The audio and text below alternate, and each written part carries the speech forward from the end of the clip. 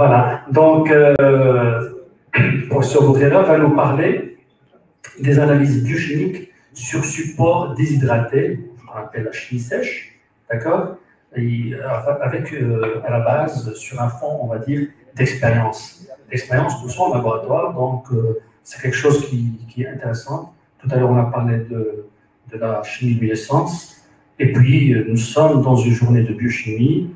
La technologie, elle est là, elle parle, l'innovation aussi. On va vous écouter avec beaucoup de plaisir. Merci, monsieur le modérateur. Cher ami, monsieur le professeur Ladjoni, je suis très ravi d'assister à cette journée scientifique qui est dédiée à la biochimie, une discipline que je porte sur mon cœur, que j'adore et que j'encourage tous les futurs spécialistes, Inch'Allah, pour faire cette voie de biochimie parce qu'ils ne vont jamais le regretter, ça c'est sûr. Ça d'une part. Je tiens à remercier aussi les membres du comité de cette agence nationale des techniciens de laboratoire du Maroc. C'est ma deuxième invitation.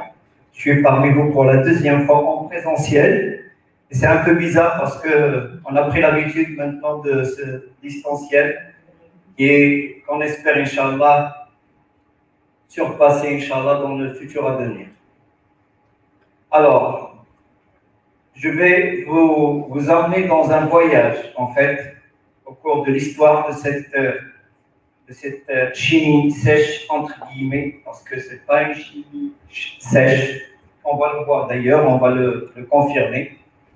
Et comme j'ai eu le contact avec cette chimie depuis maintenant plus d'une vingtaine d'années, donc c'est ancien, ce n'est pas du nouveau, mais pour autant, j'espère que c'est l'occasion de donner encore un nouveau essor à cette technologie qui, je vous l'ai dit et je vous le garantis, elle est très, très performante. Elle est impressionnante. Et on l'utilise d'une façon indirecte jusqu'à nos jours. Et je vous rappelle les simples bandelettes réactives. Vous connaissez tous les bandelettes réactives. Alors, ces bandelettes réactives, qu'est-ce qu'elles contiennent en fait? Elles contiennent des réactifs déshydratés. Mais ce sont des bandelettes sursaturées en réactifs. Mais la lecture, malheureusement, reste subjective. Parce qu'on compare la bandelette à une échelle de coloration, mais avec cette technologie de orthoclinical diagnostics, c'est très, très précis. Parce que la calibration, elle est très précise et ça va vous donner des résultats très, très précis et qui vont respecter les performances analytiques de toute technique qui se respecte. Alors, je vais commencer d'abord pour rappeler cette technologie. C'est quoi cette technologie? Elle est basée sur un principe. C'est quoi ce principe-là? C'est qu'il va être effectué sur des réactifs qui sont déshydratés sur des supports solides. Voilà, ça c'est simple. Ça rappelle la bandelette, mais c'est encore plus poussé que ça. Alors, pour avoir ces réactifs, on les met sur des couches, et là vient cette notion de slide. Alors, ce sont des supports en fait multi-couches, et chaque couche, il a un rôle bien précis. Et chaque couche, il participe à la réalisation du test. On va voir le détail.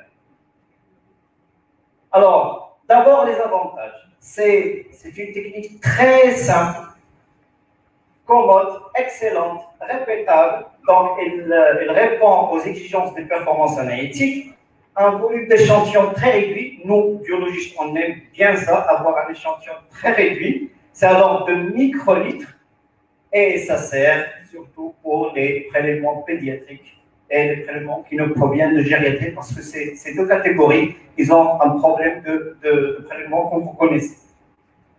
Alors, il faut savoir que la mesure du paramètre, quel que soit ce paramètre, que ce soit un paramètre, un substrat, une activité enzymatique, une hormone, la mesure, elle est indépendante du volume d'essai. On va le voir. Un autre avantage très important, c'est que la calibration se fait semestriellement. Il suffit de calibrer une seule fois, chaque 6 mois, bien sûr en respectant les générations, parce qu'il y a des générations de réactifs, des générations de calibrateurs. Une grande stabilité de cette calibration qui est associée à une possibilité de délocaliser le tomate. Le tomate, il est facilement délocalisable. Vous pouvez le faire bouger dans votre laboratoire comme vous voulez. Et un autre point très important, c'est une quasi-absence des liquides, des déchets liquides. Presque, on n'a pas de déchets liquides, presque, je dis presque. Il y a quelques petits déchets liquides, mais c'est peu. Alors, voyons c'est quoi cette couche. Alors, la plaque, vous le voyez à gauche, à votre droite en haut. Vous voyez, il y a deux types de plaques. Il y a une plaque avec un seul spot et deux plaques avec deux petits spots. En fait, ce sont des puits. On verra la différence. Alors, la première plaque avec un seul spot, c'est une plaque multicouche qui est destinée à la détermination d'un substrat ou d'une activité enzymatique. Alors, pour les deux plaques à deux spots, c'est une potentiométrie miniaturisée. Ce sont deux électrodes. Vous voyez les deux puits là-bas? Ce sont en fait deux électrodes miniaturisées, bien sûr avec une électrode de référence et une électrode de mesure, qui sont reliées toujours par ce pan de papier pour réaliser cette différence de potentiel. Et le tout est lié, bien sûr, à un galvanomètre ou à un électromètre pour déterminer cette différence de potentiel qui, selon la calibration, va vous donner la valeur de l'électrolyte étudié. Et il y a des plaques pour le sodium, des plaques pour le potassium et des plaques pour les chlorures, bien sûr. Et maintenant, la technologie fait avec le nouveau tomate, comme vous le constatez vous-même. Maintenant, il y a des électrodes miniaturisées qu'on appelle, je donne l'exemple, l'IMT, par exemple. Alors, l'IMT, elle est venue après ces. Donc, la chimie chaise, elle était la première innovante dans ce sens-là de la miniaturisation des électrodes. Alors, la plaque multicouche, il y a d'abord, la première couche est une couche de dispersion qui permet, une fois l'échantillon est déposé, il va permettre de faire une dispersion homogène de notre échantillon. Puis après, il y a une deuxième couche, c'est la couche filtrante. C'est très important cette couche filtrante parce qu'il va vous affranchir de toute interférence, de toutes les substances qui peuvent venir interférer. Et je vais vous donner un exemple à la fin de cette présentation. Et puis après cette deuxième couche, il y a la troisième couche, c'est la couche réactive. Alors la couche réactive, qu'est-ce qu'il comporte? Elle comporte tous les réactifs nécessaires. C'est les réactifs déshydratés qui vont être humidifiés par quoi, à votre avis? Ils vont être humidifiés par l'eau qui est contenue dans l'échantillon. Parce que c'est un sérum en plasma qui contient une grande quantité d'eau. Et cette eau-là, il va venir humidifier ces réactifs-là pour, bien sûr, laisser faire la réaction chimique. Que ce soit pour un substrat, que ce soit pour une activité enzymatique. Et puis après, il y a une couche après, c'est la couche indicatrice. Et c'est là où va être développé le signal qu'on va mesurer. Le signal. Ce signal-là peut être coloré, peut être fluorescent, peut être chimiluminescent. Et bien sûr, on va le mesurer par une technique optique très importante, ce qu'on appelle, ce n'est pas la spectrophotométrie, c'est la spectroréflectométrie. On fait appel à la réflectance, à la réflectivité. Il y a une certaine similitude entre ces deux mesures, mais on n'applique pas. C'est une loi de Berlander qui est un petit peu modifiée. Mais toujours, il y a une relation entre cette réflectance et la concentration du substrat, ou l'activité enzymatique qu'on cherche. Et puis après, la dernière couche, c'est la couche support qui a la caractéristique d'être totalement transparent. Pourquoi transparent? Pour laisser passer le flux lumineux, le flux incident qui est en fait en verre. Alors, les plaques multicouches, donc la couche d'étalement semi-perméable, puis après la couche analytique. J'ai donné ici l'exemple de la mesure de la glycémie. Donc, vous avez tout ce qu'il faut pour faire cette glycémie, pour ce taux de glucose. Donc, vous devez apporter l'enzyme, la glucose oxydase. Bien sûr, le tampon qu'il faut dans un milieu à pH bien déterminé. Vous avez la réaction indicatrice à la peroxydase, la réaction de Trendeler, qui va développer une coloration. Et cette coloration va être enregistrée sur la couche d'enregistrement. Et bien sûr, la couche support en bas. À côté de ces plaques colorimétriques qu'on appelle, ce sont des plaques colorimétriques, il y a des plaques immunochimiques. Alors, on peut appliquer la réaction immunochimiques sur ces supports qui sont des supports multicouches. Alors, il faut savoir pour tout ce qui est immunochimique ici, ce sont des réactions d'immunodosage en phase hétérogène. Donc, qui dit phase hétérogène dit séparation de la phase liée de la phase qui est libre. Donc, il y a toujours un lavage. D'accord? C'est hétérogène. Et dans ces réactions immunogènes en phase hétérogène, on peut les appliquer en deux formats différents. Soit en mode compétitif, soit en mode non compétitif. Donc, tout cela nous permet en fait de faire un panel de paramètres, bien sûr en hormonologie, comme un bilan thyroïdien complet avec la TSH, la FRIT-T4 et la FRIT-T3, des marqueurs tumoraux très importants, et bien sûr le bilan de fertilité qui englobe un certain nombre d'hormones. Et vous avez la protéine C réactive. Alors pour la chimie-chesse, on a la possibilité de doser soit la CRP totale, soit la CRP haute sensibilité, qui est un marqueur de maladie cardiovasculaire. À côté de ce deuxième type de plaque, il y a le troisième type de plaque, voilà la plaque électrochimique, qui englobe les deux fameuses électrodes miniaturisées. Vous avez bien sûr les liquides de référence sur l'électrode de référence et vous avez le sérum du patient. Donc vous avez toujours cette création de DDP. Vous avez les membranes sélectives. Les membranes sélectives, ils sont imprégnés dans cette électrode. Imaginez des plaques très fines avec des membranes sélectives qui sont dedans. Et cette membrane sélective, bien sûr, elle est sélective à l'ion qu'on dose. Elle est sélective soit au sodium, soit au potassium, soit au chlorure. Et bien sûr, le contact très important. Là, on exige, sinon on ne va pas respecter cette potentiométrie, c'est ce point de papier. Et bien, le point de papier, il existe aussi sur cette couche potentiométrique. Alors, en détail, vous avez la plaque potentiométrique, vous avez, j'ai détaillé un petit peu pour les gens qui s'intéressent à cette potentiométrie sur couche mince. Alors, maintenant, après avoir présenté les différentes plaques, maintenant le système optique, c'est quoi ce système optique? Alors, ce système optique, il y a une source lumineuse, comme dans la spectrophotométrie d'absorption moléculaire, on a une source lumineuse. Cette source lumineuse peut être soit une lampe à halogène, comme vous connaissez, soit une lampe à xénon, soit des diodes à chimiluminescence. Donc là, on a la chimiluminescence. Donc on tombe dans la chimiluminescence. Alors, il y a le faisceau incident qui va traverser la couche support, comme j'avais dit, il est transparent. Et selon, bien sûr, le signal qui est développé par la réaction, soit un signal colorimétrique, soit fluorescent, soit chimiluminescent, il va projeter, bien sûr, un faisceau, il va réfléchir le faisceau incident sur, bien sûr, un détecteur qui va détecter. Et comme il y a la calibration, il y a une conversion du faisceau réfléchi par rapport à la concentration.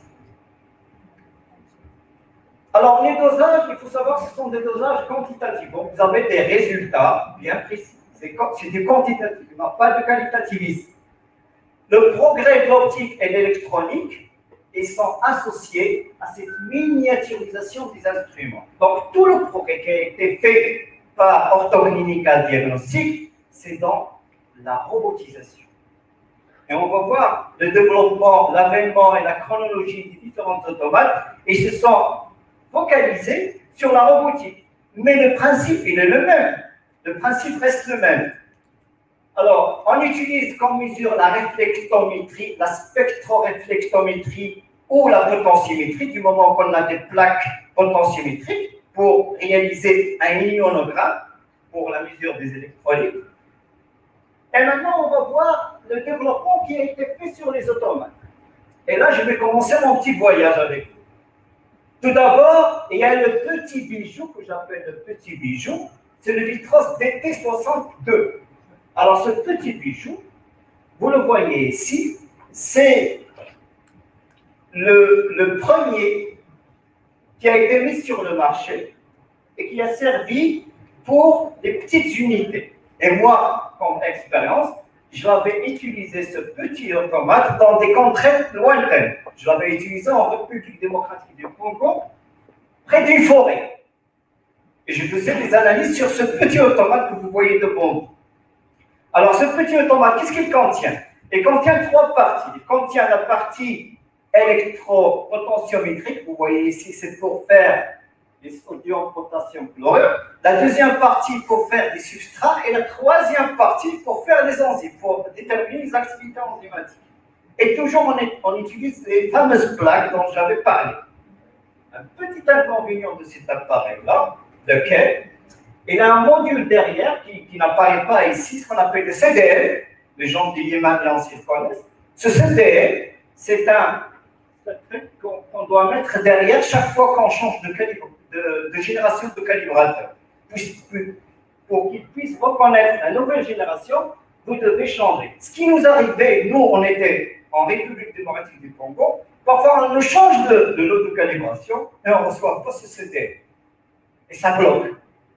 Donc j'étais obligé de faire des rappels chaque fois pour que moi, qu'il me donne le nouveau CD. Ça, c'est le talon d'Achille de ce petit appareil.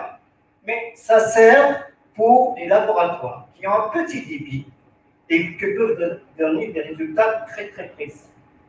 Je passe. Après, vous avez le Vitros 350. Là, c'est notre expérience à l'hôpital militaire à Vicenne. On l'avait acquis en l'an 2000 déjà. On avait cet appareil. Cet appareil-là, il n'y avait pas la notion de consolidation encore. Il faisait uniquement de la chimie. Donc, c'est un appareil, c'est un système dédié à la chimie. Donc, il n'y a pas de consolidation, il n'y a pas d'immunoanalyse. Parce qu'à côté, il y a celui d'immunoanalyse qui est le CIQ. Alors, le CIQ, c'est un système d'immunodiagnostic. Il faisait uniquement toutes les réactions d'immunoanalyse. Donc, ça nous permettait, et là, je l'avais utilisé, et j'avais travaillé sur cet appareil en 2004 à l'hôpital d'instruction des armées Percy en France. On avait travaillé sur cet appareil-là, on l'avait, on donnait des résultats, on faisait partie du contrôle national de qualité. Parce qu'on apparaissait, parce qu'on avait, on donnait les résultats, parce qu'on était abonné à un programme d'évaluation de qualité externe. On envoyait nos résultats et on recevait les rapports et nos résultats s'affichaient parmi les différents utilisateurs et ça constituait quand même un pourcentage. Il avait une petite part du marché et on était ravis. Chaque fois, on est bien noté dans nos rapports. Un autre point très important pour cette SIQ, c'est que je me rappelle très très bien, quand je parle de mon expérience, c'est un retour sur l'expérience. On avait une intoxication aux hormones thyroïdiennes. Le personnel navigant, surtout les hôtesses de l'air, et ils utilisaient des préparations à base d'hormones thyroïdiennes. Pourquoi? Pour garder un certain poids, parce que l'organisme leur exige de rester svelte. Alors, il y a certaines hôtesses de l'air qui prenaient des préparations à base de thyroxine pour maigrir, mais ils développent des intoxications et ça a donné des décès. Et ça a déclenché une alerte en France. Et d'ailleurs, ni le préparateur de ces préparations, ni le médecin prescripteur, ils étaient radiés à vie et même ils étaient condamnés par des peines de prison. Et c'est grâce à notre appareil ECEQ, comme je parle de mon expérience, qu'on avait déterminé parce qu'il permettait non seulement de déterminer les fractions libres de la thyroxine, mais aussi les fractions totales de la T4, ce qu'on appelle T4 uptake. Vous connaissez ça, monsieur Emmanuel? Alors, après, là, le développement, comme le 350, ça a bien marché, on est passé à un niveau encore plus supérieur, c'est 5.1. C'est le Vitros 5.1. Vous le voyez, il a pris encore du volume. Bien sûr, il a pris encore de la cadence. On a gagné en cadence. Ce n'est pas la même cadence que le Vitros 350. Puis après, est venue la génération de 3600. Alors, ce 3600, qui n'a pas encore de conciliation, mais c'est un système d'immunodiagnostic qui remplace en fait le CEQ. c'est toujours l'immunoanalyse. Et il y a la version XT. Et j'insiste sur cette version XT. Ça veut dire cette version XT. Alors, la version XT est apparue avec ces 3600. Cette version XT, c'est que sur la même couche, sur la slide, vous pouvez faire deux paramètres à la fois. Et ça, c'est très important. Ça peut gagner beaucoup de temps. Ça fait gagner beaucoup de temps. Je donne l'exemple. Urée créatinine, par exemple. Au lieu de passer une plaque urée, une plaque créatinine, sur la même plaque, vous avez deux spots qui peuvent à la fois vous donner de l'urée et de la créatinine. Il y a des plaques qui peuvent donner de la LAT et la ZAT. Et ça permet de gagner du temps et de l'argent. Et ça, c'est les biologistes adorent ça. Surtout en secteur privé. Alors, il y a maintenant l'intégration, la consolidation qui est apparue sur le marché avec ce Vitrans 4600. On n'a pas uniquement le module chimique, mais à côté, vous avez le module immunoanalyse. Et ça, c'est que Orthoclinical Diagnostic a montré qu'il suit l'évolution du marché. Donc, on installe la consolidation, bien sûr, OCD, c'est-à-dire c'était la consolidation, et il y a le 4600 qui est apparu sur le marché. Puis après, le 5600, encore plus robuste, et le dernier né de cette technologie, c'est le XT7600. Alors, c'est du robotisme, c'est du solide, c'est de la précision, et vous avez la version XT. Sur le 7600 aussi, avec une cadence très élevée, on peut faire ce qu'on appelle les slides à deux réactifs. Moi, ce que j'aimerais, et je vais laisser ça pour la fin, alors vous avez les plaques dont j'avais parlé avec deux spots, donc deux paramètres à la fois. Imaginez une plaque qui vous fait deux paramètres à la fois avec 10 microlitres de spécimens. Ça, c'est très, très important. Alors, les slides qui utilisent ce qu'on appelle les dual slides, avec deux paramètres. Vous avez urécria, vous avez azat, vous avez triglycérides, cholestérol, ça c'est très important, ils vont de soi, pour faire un bilan de base lipidique. Vous avez de l'albumine et de la photoprotéine totaux. Vous avez les glucoses et calcium, vous avez la bilirubine et la phosphatase alcaline. Moi, ce que j'aimerais, et là je profite de l'occasion, ce que j'aimerais, c'est avoir des plaques d'immunoanalyse avec deux marqueurs tumoraux qui sont associés à l'âge. Parce qu'en matière d'oncologie, vous le savez très bien, il y a le marqueur de choix, il y a le marqueur associé toujours. Par exemple, on fait le CA19-9 pour les cancers viscéraux, mais à côté, on demande un AFP ou un ACE. J'aimerais bien avoir des plaques avec deux marqueurs tumoraux à la fois. Le marqueur de choix et le marqueur associé. Alors, ça réduit davantage le flux de travail. Maintenant, les performances analytiques, c'est de la bonne précision sur les différents niveaux. Ça, vous devez être rassuré par rapport à ce sujet-là. Sensibilité très remarquable et détecter faible quantité, et particulièrement pour le TSH, on parle de TSH troisième génération. Si on avait parlé de la TSH de troisième génération avec les autres concurrents, la chimie chasse, il a porté cette notion déjà en 1996. Il parlait déjà de TSH, troisième génération. Performance VRFH, c'est quoi ça? C'est pour le contrôle de qualité interne. Vous avez des contrôles de qualité qui sont fabriqués par l'Orthoclinical Diagnostic, mais vous pouvez toujours utiliser le Randox et le Bio-Rad. Il y a des études qui ont utilisé le Randox et le Bio-Rad sur ces plateformes. Et bien sûr, praticabilité et convivialité. Maintenant, le panel. Regardez le panel, jetez un coup d'œil sur le panel. Vous avez tous les paramètres de biochimie. Aussi bien les substrats, bien sûr, je ferme les yeux sur la sérologie antivirale, parce qu'il fait la sérologie antivirale. Avec tout le panel, vous avez la pharmacologie et la toxicologie, tous les médicaments utilisés en milieu hospitalier. Vous avez les fractions C3, C4 du complément sont très demandantes en biochimie. Vous avez à côté tous les marqueurs tumoraux, les marqueurs cardiaques, avec dans la CKLB, la troponine I, ultra sensible. Quoi d'autre? Vous avez la CRP et l'homocystéine, deux marqueurs très importants des maladies cardiovasculaires. Vous avez La procalcitonine, la fameuse procalcitonine, vous avez la parathormone intacte. Tout ça, vous l'avez sur le même automate. Donc, il y a eu un développement très, très important dans ce sens-là. Vous avez bien sûr la vitamine D, qui est une mode maintenant de prescription. On demande partout de la vitamine D. On lit toutes les pathologies à la vitamine D, malheureusement, et c'est pas le cas. Maintenant, on retourne sur mon expérience. J'espère que je n'ai pas dépassé. C'est bon. Alors, l'expérience.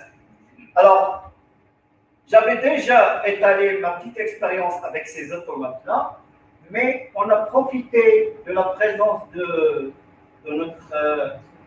ces automates-là pour faire quelques articles. Quelques articles qui ont été publiés sur les annales de biologie médicale en France. Donc, moi-même, j'avais pratiqué une petite expérience. Je vais détailler. Pour la protéinure, je parle de la protéinure, il y a un simple exemple, la protéinure. Mais il a beaucoup de significations cliniques protéinure. Ça peut cacher beaucoup de choses en protéinure. Alors, on a remarqué que lorsqu'on utilisait la fameuse réaction qui est utilisée par 80% des laboratoires, qui est à base de rouge de pyrogalol, qui est une coloration, qui est une technique colorimétrique à base de pyrogalol, ça nous donnait parfois des résultats qui sont erronés, faussement élevés, de protéinure. Surtout pour les malades qui sont hospitalisés. On l'avait remarqué. Donc, on a posé des questions. Pourquoi? Et suite à cette collaboration clinicien-biologiste, on a déduit, on est arrivé à la conclusion que tous les malades qui ont des solutés de remplissage à base de plasmion, de gel, de plasmion, ils donnaient des résultats faussement élevés avec la méthode au rouge de pyrogalol. Je crois qu'elle a été citée déjà dans cette salle. Alors, on voulait savoir, est-ce qu'on va, avec cette technologie de multicouche, est-ce qu'on va s'affranchir de cette interférence? Et on a pris les plaques qui sont UPRO-slide, ils s'appellent UPRO-slide pour la protéinerie, et qu'ils n'utilisent pas le rouge de pyrogalol. Ils utilisent un autre colorant qui est le violet de pyrocatéchol. Le violet de pyrocatéchol, c'est toujours une technique colorimétrique, mais qui n'utilise pas le même colorant. Et on avait remarqué qu'on s'était affranchi de cette interférence de plasma.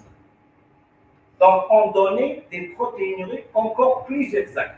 Donc, vous voyez, et ça a donné l'apparition de ce petit article. C'était déjà, regardez la date, c'était déjà en 2000. Donc, ce n'est pas une technique qui est nouvelle. Hein. C'est une technique très ancienne, mais on espère qu'on va lui donner un essor pour qu'il puisse s'installer de nouveau sur le laboratoire ici au Maroc. Alors, j'ai travaillé avec une équipe qui était à l'hôpital Val-de-Grâce à Paris. Puis après, en 2003, 3 ans après, il y a les mêmes collègues à moi qui ont pris ce travail-là et se sont amusés à chercher d'autres interférences avec cette plaque UPRO à base de violet de pyrocatéchol et ils ont cherché pour certains antibiotiques qui sont très utilisés en milieu de réanimation, surtout les céphalosporines 3e génération. Et ils ont déduit que même avec l'utilisation de ces antibiotiques-là, la plaque UPRO permet de s'affranchir de cette interférence grâce à cette couche. Vous vous rappelez la première couche? Il y a la couche d'étalement et la couche qui retient toutes les substances interférentes. Voilà, je vais conclure, donc je n'ai pas dépassé le temps, monsieur le modérateur. Alors, la technologie de la Saint-Michel, c'est une technologie qui donne des résultats très précis. Les effets d'interférence provoqués sont moindres. Il n'y a pas de station d'eau, ça c'est une notion très importante. Comme il n'y a pas de déchets liquides, donc il n'y a pas d'exigence d'eau. Et la station d'eau, maintenant, il fait partie des frais que le laboratoire, bien sûr, doit faire. Non, il n'y a pas de station d'eau. Avec cette chimie. Les essais très très faibles On peut travailler sur les différents spécimens, aussi bien sur du plasma, sur du sérum, sur des urines, sur des liquides céphalorachidiens, même sur du sang total. Il y a des techniques qui peuvent, il accepte même du sang total. Maintenant, j'ai des questions, je vais terminer par des questions auxquelles j'aimerais bien avoir des réponses de la part d'orthomédical diagnostic. Cognitif du middleware. Je ne connais pas la nature du middleware utilisé parce que dans le temps, en 2000-2004, on n'avait pas le middleware. Alors, le middleware, pour expliquer c'est quoi le middleware, c'est une application qui permet de faire la connectivité entre l'automate et les systèmes informatiques de laboratoire. Et ça permet aux techniciens de faire ce qu'on appelle la validation technique. Avant de faire la validation biologique, alors l'automate, il exécute les analyses et il les envoie non pas au système de laboratoire informatique, il les envoie au middleware. Et c'est au niveau du middleware qu'il faut faire la validation technique avant de les envoyer vers le système informatique de laboratoire. Je ne connais pas la nature ni la robustesse de votre middleware. J'aimerais bien avoir des explications. Et j'aimerais bien, et ça c'est le talent d'Achille de cette technique-là, c'est le prix de revient. Alors le prix de revient d'un test, c'est vrai, dans notre temps, moi je parle de mon expérience, je ne sais pas ce qui se passe actuellement, c'était cher. Les glycémies, et surtout les laboratoires privés, ils font leur comptabilité, bien sûr, ils font leur calcul. Si une glycémie te revient à 50 centimes, ce n'est pas une glycémie qui revient à 10 dirhams. Pas la même chose là, c'est le encadre. Et pour se mettre à niveau de vos concurrents qui sont sur le marché, qu'en est-il du pré-analytique?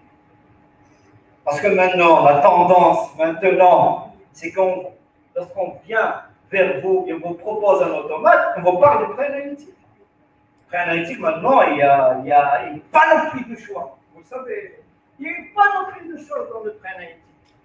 Il y a des pré-analytiques même avec des caméras à bord qui permettent de vous qualifier le spécimen avant de l'envoyer vers l'automate. Des pré-analytiques qui permettent de faire des alicotes, des pré-analytiques qui permettent de faire la centrifugation, des pré-analytiques qui font les débouchages. Je ne sais pas ce qui se passe chez Orthomédical Diagnostic en pré-analytique. S'il y a un effort à faire, c'est par rapport au prix de revient du test et par rapport au pré-analytique, si vous voulez bien sûr mettre le pied à voir la grande part du marché. Et je vous remercie. Bon atterrissage, j'ai fini mon voyage. Merci beaucoup, professeur Bourguiba. Vous avez effectivement respecté votre engagement de 30 minutes, c'est merveilleux, merci. Et puis, votre topo très pédagogique, on a compris, je pense que toute la salle a bien compris, a bien suivi. Vous avez utilisé les gestes qu'il faut, donc et les regards aussi. C'est vraiment merci. C'est un topo qui est important parce que on est aujourd'hui dans le renouveau, on va dire, parce que c'est un renouveau, on est dans le renouveau. Les volumes augmentent et donc les choix aussi se multiplient. Donc,